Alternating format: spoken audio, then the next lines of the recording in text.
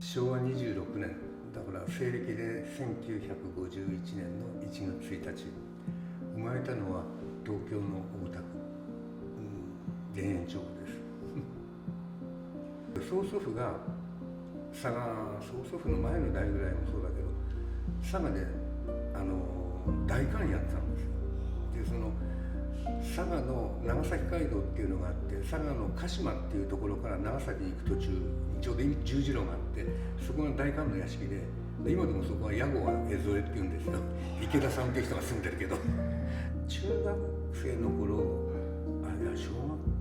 高学年から中学にかけてから夏よく家族が軽井沢に行ってたんですよ。でその軽井沢に来たのが神父さんたち、ヨーロッパ人の神父さんたちが中心だったから、みんな避暑地で日本語の勉強するっていうイメージで軽井沢に行ってて、でその時に本当に日本語勉強してる人たちを直接見たねっていう感じで。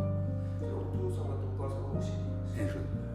でその後どういう進路に進まれたんですか？卒業したもう在学中に大学の先生からある会社を紹介されて、そこでずっとアルバイトしたんで、そのままそこの会社で就職しちゃったんですよ、思わず。何の会社ですか？今もないけどアドバンスリサーチって言ってシンクタンクみたいな。僕はその時に本当に辞めて農業をやろうと思ったんですよ。で能登半島の牧場に能登半島予約して、でそこで仕事することにして、とにかく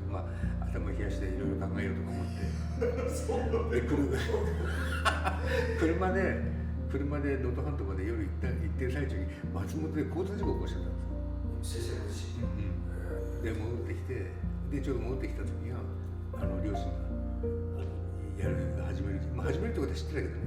始める時期だったんで、じゃあやろうかみたいな。それはもう神様の導きですね。交通事故がなかったらそのまま能登半島行ってですよね。牧場で仕事してた。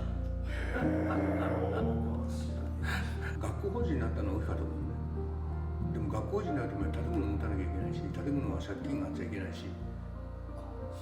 そう学校法人は借金がもし借金するんだったら土地の半分までか、この上に土地の上に建物があるとしたら建物の半分までか、どっちかの半分までが上限の基本的に。でこういうのやった時はね、両親がずっとシンガポールとか香港、ブラジルってずっと基金とか JICA からずっと派遣してたのね。両親がいなかったからできたの。両親いたら絶対できなかった。親なんか心配して、そう若いからもう何でもね。世の中の一説によると25億のトータルで借金したことある。どんな世界なんですか？利子が1日60万円。日本学校って普通のコンサルタントの人に相談しても絶対ね解決つかないんだっていうのは、マーケット、普通は消費者が日本っていう枠組みの中にいるわけじゃない。だからこの中の話じゃない。とか僕らの消費者ってさ、海外にいるんですよ。だから海外にいる人はどういうふうに動いてくるかっていう話は普通の日本のコンサルタントには分からない。結局自分が大金持ちだった世代の時の人も結局は死んでお墓に入ってるわけね。で貧乏になった時の世代もお墓に入ってるわけね。で人の人生っていうのは、その人がいくらお金持ちになったところで、あるいはすごい貧乏な生活したところで、結局自分ができる価値の世界しかないっていう考えがすごく強いんで、学友会もあったし、あと少ししてから千駄ヶ谷っていうのも出てきたけど、なんかみんな自分の学校の特色っていう感じで、要するに市場に売るっていうイメージじゃなかったよね。じゃあ自分たちで作ろうっていう時代。そうみんなそうだったと思う。例えばこういうカードがあって、これ教授本の方だけども、大きく言うとこれね、これは名詞なの。でまず言葉を2つに分けて、これが活用する言葉で、活用する言葉は感触系、こういう感触、これが動詞で、そっちから言ってきますから、こうなるとこれで食べます。これだけでね、ましません、ましたませんでした、ましょうは3つあるのね。でそこに食べてこれで乗っけるじゃない。そこでこれはマスを取った語感ね。だから学校へ行きますよね。学校へ行き先生に会いっていうと、これをずっと並べていくとね、実は接続になってる。それからこうやってね、実は名詞になっちゃう。そうすると名詞になるとこうやってね、物っていうのあるじゃない。でこれがやっぱ着るっていう動詞あるじゃない。で着るっていう動詞だったらこれで着ます着ませんなんでしょ。でだとこの語感は着だけでしょ。でこっちもっていうと着物っていうとね、すぐ分かる。そうすると着物の語源が分かる。これね、例えばこういうのはね、手っていうのは2手で出来上がってることなのね。2手っていうのはその場所で何かすることなのね。だからこういう状態なんですよ。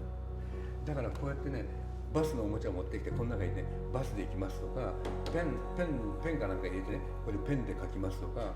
ここに名詞でもってフランス語ってやってフランス語で話しますとか、レストランの写真入れてレストランで食べますとか、極端に言えばこれでね、手で食べますなんですよ。これ一発でね、ろう学校の子供たちはね、手の使い方は間違いなくなる。あの時代に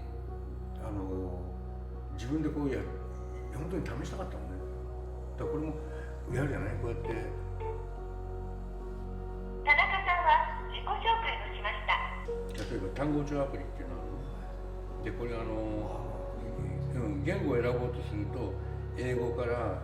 フランス語とかポルトガル語とかベトナム語までみんな入ってる。これがね、音書かなきゃいけない例外のね、全てなの。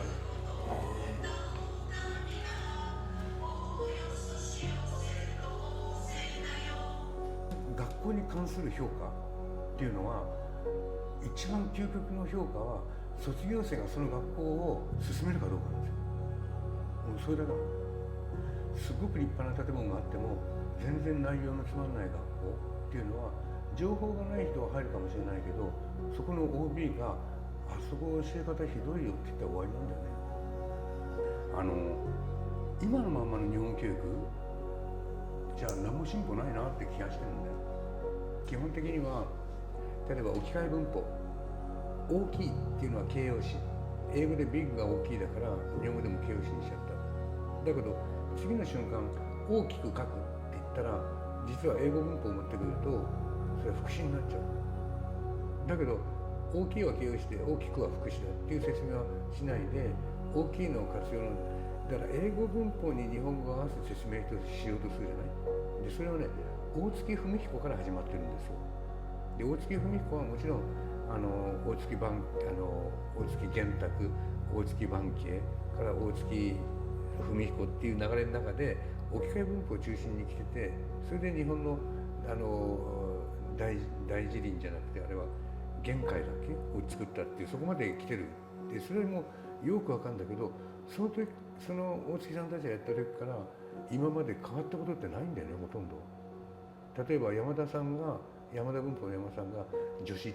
大月さんの時は手にを張ってきたのを山田さんの時に助詞っていう名前に変えたとか、あといろんな人がみんなでもパートをちょっと変えたりとか、助詞の数、認識の数を変えたりとか、その世界じゃない。根本的に変えた人いないんだよね。だから100何年前のものを今もそのままやってていいのっていう